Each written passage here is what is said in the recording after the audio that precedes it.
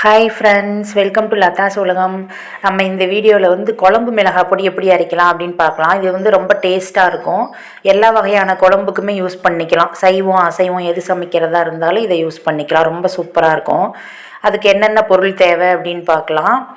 ஒவ்வொரு பொருளாக நான் வறுக்கும்போது அளவு என்ன அப்படிங்கிறத சொல்கிறேன். ஃபஸ்ட்டு தனியாவை வறுத்துக்கலாம். 1/2 கிலோ தனியாக எடுத்திருக்கேன். இதை ரெண்டாக பிரித்து நம்ம எந்த வானொலி எடுக்கிறோமோ அதுக்கு தகுந்த மாதிரி 2ஆவோ 3ஆவோ பிரித்து நல்லா வாசனை வர வரைக்கும் வறுத்துக்கலாம். இது நாட்டு கொத்தமல்லி தான். அடுத்தது நீட்ட மிளகாய், காஞ்ச மிளகாய் எடுத்திருக்கேன். இதுவும் 1/2 கிலோ. இதையும் 2 தவணையாக பிரித்து நல்லா வறுத்துக்கலாம்.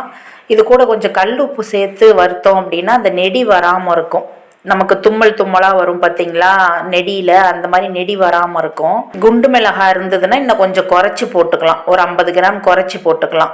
நான் நீட்ட மிளகாங்கிறதுனால 1/2 கிலோ எடுத்திருக்கேன். கொத்தமல்லியும் மிளகாவும் சமமாக எடுத்திருக்கேன். மிளகாய் வறுக்கும்போது நம்ம கை வச்சு பார்த்தோம் அப்படின்னா வறுபட்டதுக்கு அப்புறமா நல்லா சுள்ளுன்னு நம்மளால் பொறுக்க முடியாத அளவுக்கு சூடு ஏறுற வரைக்கும் வறுத்துக்கலாம். விதைகள் இருந்தாலும் அந்த மிளகாய் கூடவே சேர்த்து வறுத்துக்கலாம். இப்போ மிளகாய் நல்லா வறுபட்டுருச்சு. இதை மாற்றி வச்சிடலாம். அடுத்தது 100 கிராம் சீரகம் வறுத்துக்கலாம். சீரகம் நல்லா வாசனை வர வரைக்கும் வறுக்கணும். லைட்டாக தான் கலர் சேஞ்ச் ஆகி வரும். கருக விட்டுறாமல் வறுக்கணும். இப்போ சீரகம் வறுபட்டுருச்சு. இதை எடுத்துடலாம். அடுத்து கடுகு வறுத்துக்கலாம். 100 கிராம் கடுகு. கடுகு சின்ன சைஸ் கடுகு இருக்குல்ல, அதுதான் நாட்டு கடுகு. அந்த கடுகு தான் எடுத்திருக்கேன்.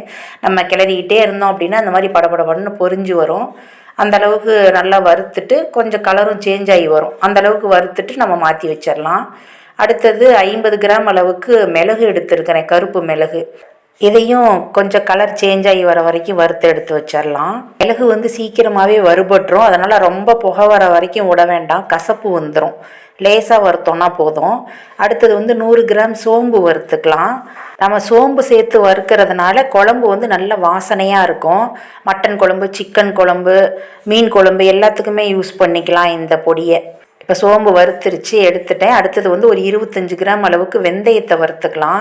வெந்தயமும் கொஞ்சம் கலர் சேஞ்ச் ஆகி வரும். கொஞ்சம் ப்ரௌன் கலர் மாதிரி வரும். இப்போ பாருங்கள், இந்த கலர் வந்துருச்சு. அப்படி பொரியவும் ஆரம்பிச்சிருச்சு. இதை எடுத்துடலாம்.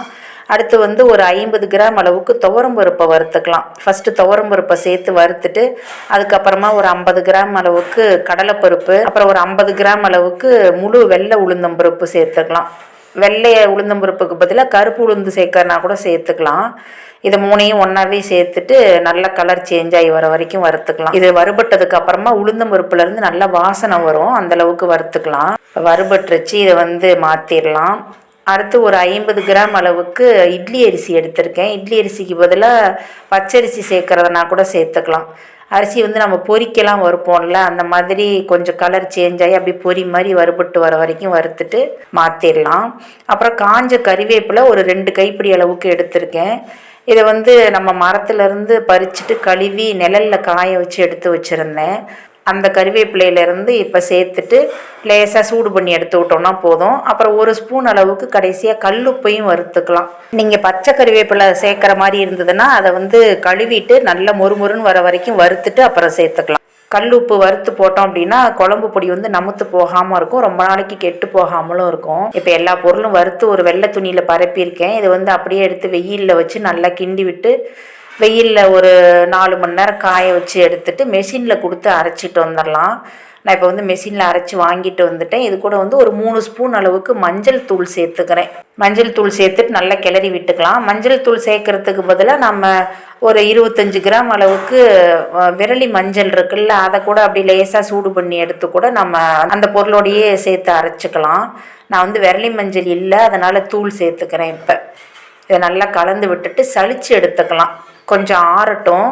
சளிச்சு எடுத்தோன்னா தான் அந்த எதையும் அறப்படாமல் இருந்ததுன்னா அதெல்லாம் அதில் நின்றுடும். பாருங்க, இந்த மாதிரி சளிச்சு எடுத்துகிட்டு இதை ஒரு சம்படத்தில் போட்டு திரும்பவும் நல்லா கலந்து விட்டோன்னா அந்த மஞ்சள்லாம் எல்லா பக்கமும் ஒரே மாதிரி கலந்துக்கும்.